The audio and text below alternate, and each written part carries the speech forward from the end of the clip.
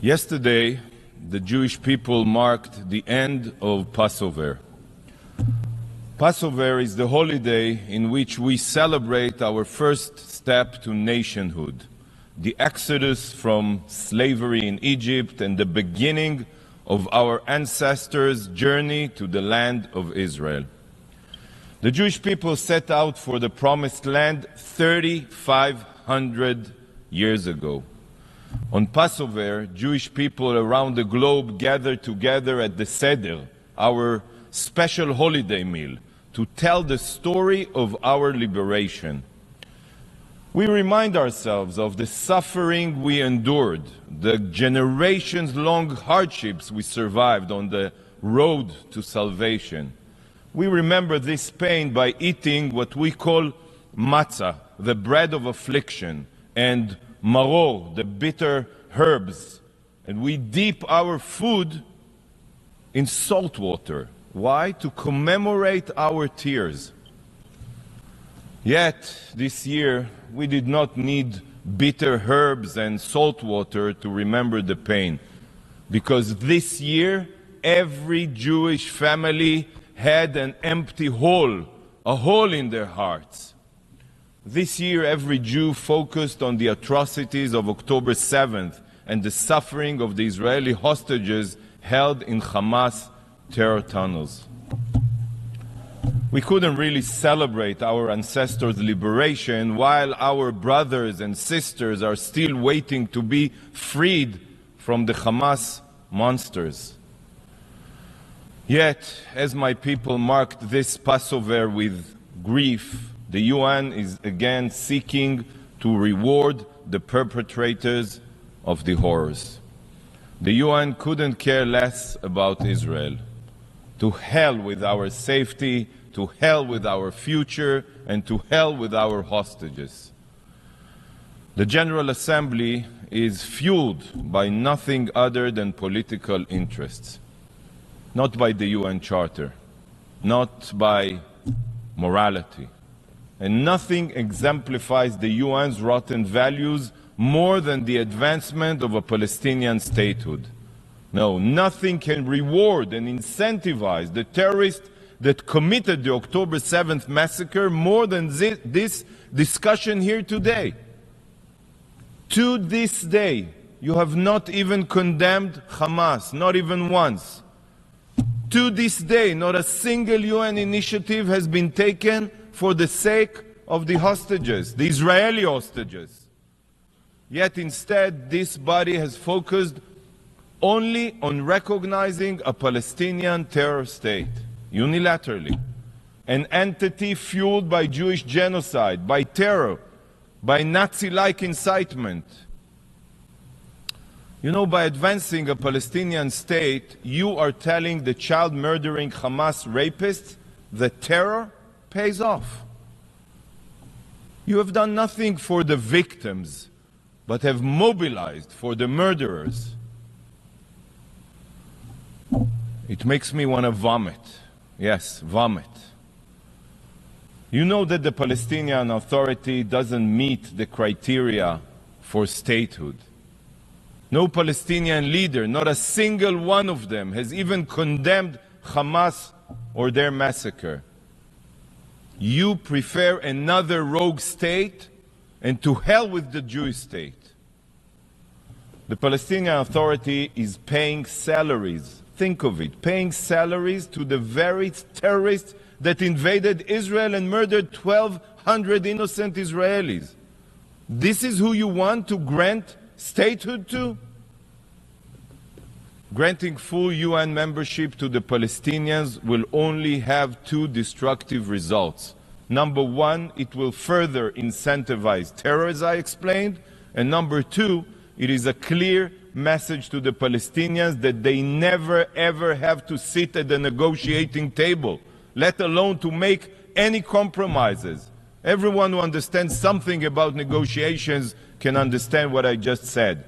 The Palestinians have rejected in the past every peace plan ever made, and they continue to support terror and boycott any negotiations. And now they know that their rejectionism pays off. Look at this discussion. These UN sessions will be remembered in the future as one of the primary obstacles to resolving the conflict. Remember my words. The UN today is the main impediment to peace.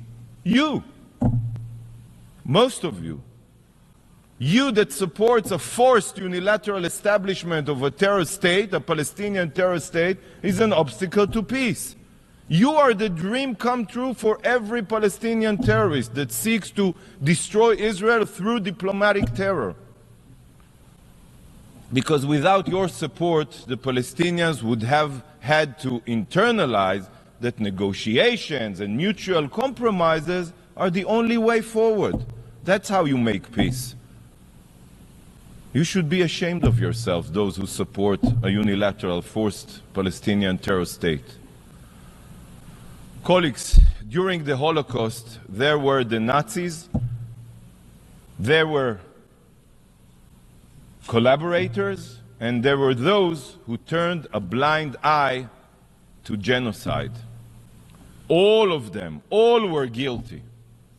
And today there are modern-day Hitlers, such as Yahya Sinwar and Ayatollah Khamenei. There are Nazi terrorists like Hamas, Hezbollah, and the Revolutionary Guard in Iran. And there are collaborators and those who turn a blind eye, just like the UN and its agencies today, such as UNRWA, OCHA, UN Women, just like, sadly, so many here in the General Assembly. This body reeks of anti-Semitism. It's everywhere. The UN cares nothing for Israeli blood. Nothing. Zero.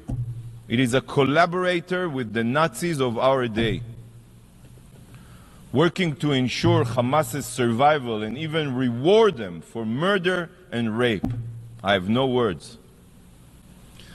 The Palestinians have rejected, I'll say it again, every peace plan. They rejected every peace plan because to them, the existence of a Jewish state is unacceptable. This is not about land. And if you need more proof, well, take a drive to Columbia University or to New York University. Listen to the murderous cries of the pro-Palestinians mobs. Look at their violence. Hear their calls for the genocide of Jews and Israelis. From the river to the sea, these mobs across the United States and Europe, they expose the truth. They have removed the mask of the Palestinian authorities' lies. The anti-Semites failed to annihilate us during the Holocaust. They failed in 1948, in 1967, and in 1973. But today, they are attempting again. This time not only through terror and war, like we've seen on October 7th, but also through UN weaponization and the exploitation of UN bodies. That's how they want to achieve their goal. And here is what they scream, and I quote, "From the river to the sea, Palestine will be free." So for those of you that automatically vote against Israel with no understanding, I'll explain. They want a Palestine that stretches from the Jordan River, Israel's eastern border, to the Mediterranean Sea, Israel's western border. A free Palestine means that Israel doesn't exist. That's what they mean. And they have another chant. We don't want no two-state, we just want 48. I'll remind you what they mean. They want to return to the situation before Israel's War of Independence in 1948, after they rejected the partition plan that was accepted here in 1947. They want to erase Israel. The chants of the pro-Palestinian rioters on campuses are calls for Israel's destruction. We always knew that Hamas hides in schools. We just didn't realize that it's not only schools in Gaza, it's also Harvard, Columbia, and many elite universities. This is what we hear at academic institutions across the world, and they directly represent the Palestinians' goal. The only solution for them is a single Palestinian state that is Judenrein, Jew-free, from the river to the sea, achieved through repeated October 7th against Israel and also against Jews. And you here are collaborating with them and encouraging their racism and anti-Semitism. Just as Germany was the world capital of science and culture, yet it was there that Nazism was born and spread. History is now repeating itself. Elite universities, supposed bastions of liberalism and academia, have now become the breeding grounds for the most heinous racism and bigotry. Those that carry on the Nazis' race theory today are restoring to violence, shattering windows, attacking Jewish students and calling for their removal from campus. The images that have come out of Columbia University are reminiscent of Kristallnacht. Just yesterday, over 100 violent pro-Palestine Nazi agitators were arrested at Columbia University.